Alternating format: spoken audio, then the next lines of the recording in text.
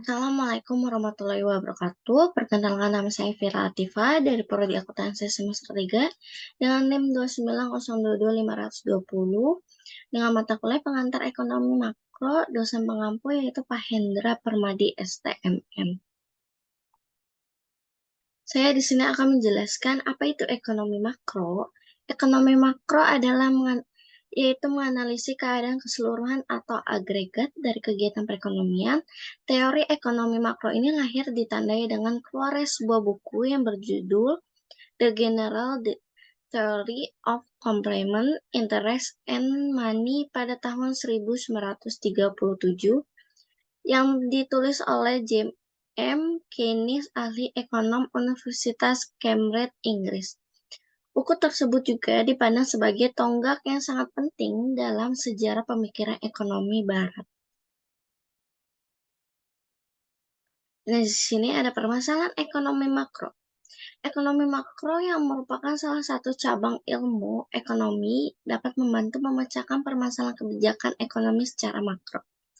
Permasalahan kebijakan ekonomi makro mencakup masalah-masalah yang berkaitan dengan pengelolaan dan pengendalian perekonomian secara umum.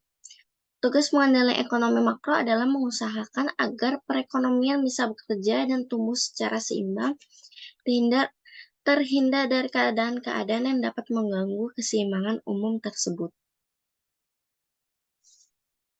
Permasalahan ekonomi makro yang pertama yaitu masalah inflasi.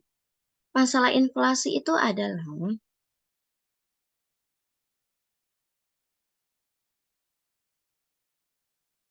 inflasi merupakan salah satu masalah ekonomi yang selalu dialami oleh hampir semua negara. Pembicara tentang inflasi selalu dikaitkan dengan kenaikan harga karena harga lah indikator penting daripada inflasi. Yang dimaksud inflasi adalah suatu keadaan di mana terdapat kecenderungan kenaikan harga-harga secara umum dan terus-menerus. Dengan demikian, kalau dalam masyarakat terjadi kenaikan satu atau beberapa barang atau dan bersifat sementara, maka kondisi semacam itu tidak dianggap sebagai inflasi. Oleh sebab itu, kondisi semacam itu tidak dianggap sebagai suatu masalah dan tidak diperlukan kebijakan khusus untuk mengatasinya. Yang kedua yaitu masalah pengangguran. Pengangguran ini terjadi karena jumlah tenaga kerja atau angka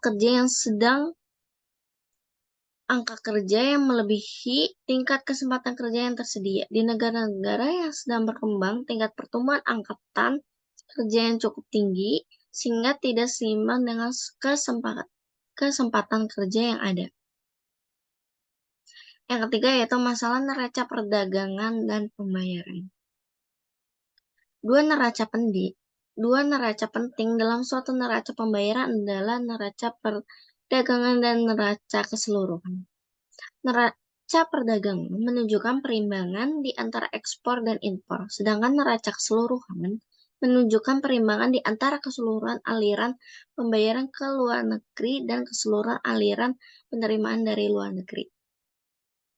Defisit neraca pembayaran berarti pembayaran ke luar negeri melebihi penerimaan dari luar negeri. Salah satu faktor penting yang menimbulkan masalah ini adalah impor melebihi ekspor. Pelarian modal yang terlalu banyak ke luar negeri adalah faktor lain yang menimbulkan defisit tersebut.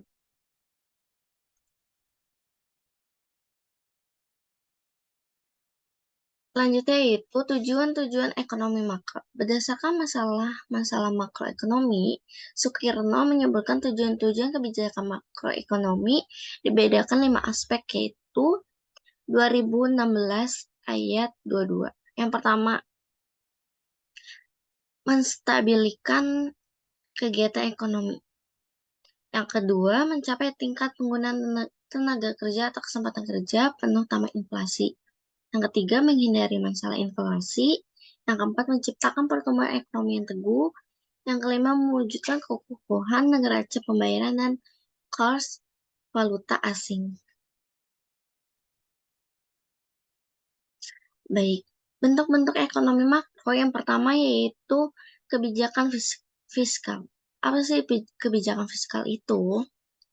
Kebijakan fiskal meliputi langkah-langkah pemerintah membuat perubahan dalam bidang perpajakan dan pengeluaran pemerintah dengan maksud untuk mempengaruhi pengeluaran agregat dalam perekonomian. Yang kedua, kebijakan moneter.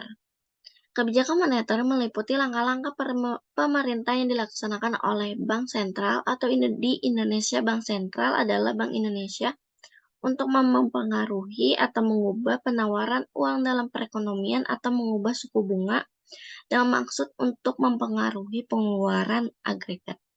Yang ketiga, kebijakan segi penawaran, yaitu salah satu kebijakan segi penawaran adalah kebijakan pendapatan atau income policy, yaitu langkah pemerintah yang bertujuan mengendalikan tuntutan kenaikan pendapatan kerja.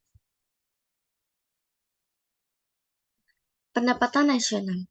Pendapatan nasional ada keseluruhan jumlah pendapatan yang diperoleh semua masyarakat yang tinggal di suatu negara dalam kurun waktu tertentu atau biasanya dalam waktu 1 tahun. Manfaat perhitungan pendapatan nasional yang pertama, mengetahui struktur perekonomian suatu negara. Yang kedua, membandingkan perekonomian antar negara. Yang ketiga, sebagai pedoman bagi pemerintah untuk mengambil kebijakan yang berkaitan dengan perkembangan ekonomi nasional. Yang keempat, mengetahui perkembangan perekonomian dari tahun ke tahun. Faktor yang mempengaruhi pendapatan nasional. Yang pertama yaitu kualitas sumber daya manusia. Kualitas sumber daya manusia itu tenaga kerja yang unggul dan memiliki kompetensi sesuai bidang pekerjaannya dapat menerima upah yang lebih tinggi. Yang kedua, keadaan sumber daya alam. Semakin banyak sumber daya alam suatu negara dan digunakan untuk berproduksi, maka akan menghasilkan keuntungan yang melimpah. Yang ketiga, ketersediaan modal, yaitu suatu negara yang memiliki modal besar untuk mengolah sumber daya dan melakukan produksi dapat dipastikan pendapatan nasionalnya akan tinggi. Konsep pendapatan nasional yang pertama Gross Domestic Product atau GDP, yang kedua Gross National Product atau GNP, yang ketiga Net National Product atau NNP, yang keempat Net National Income atau NNI, yang kelima Personal Income atau PI, yang keenam Disposable Income atau DI. Baik, saya akan menjelaskan dua macam konsep pendapatan nasional. Yang pertama, Net National Product atau NNP. Inti dari NNP merupakan konsep pendapatan nasional yang dilihat hanya dari laba yang diperoleh.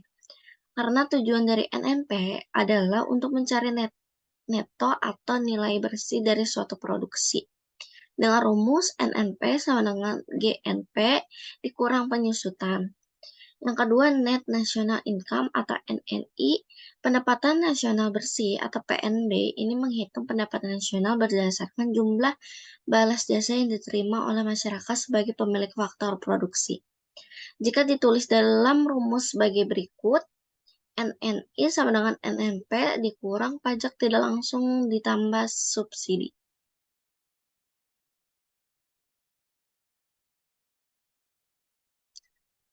Baik, contoh soalnya yaitu berikut adalah gambaran keadaan ekonomi suatu negara. Yang A, GNP 1.500, yang B, penyusutan 150, yang C, pajak tidak langsung 75, yang D, transfer payment 45, yang E, pajak penghasilan 60. Hitunglah besarnya net national income. Untuk rumus net national income itu NNI sama dengan NNP dikurang pajak tidak langsung dan subsidi. Kita akan menghitung NNP-nya dulu terlebih dahulu. GNP dikurang penyusutan, GNP-nya sebesar 1.500, penyusutannya itu 150, 1.500 dikurang 150 menjadi 1.350. NEI-nya itu NNP dikurang pajak tak langsung plus subsidi. NMP-nya udah diketahui 1.350, dikurang pajak langsungnya 75.000, subsidinya karena subsidinya tidak ada berarti tidak ditulis. 1.350 dikurang 75 menjadi 1.275. Baik, terima kasih. Apabila ada kesalahan kata, mohon maaf. Mohon maaf. Wassalamualaikum warahmatullahi wabarakatuh.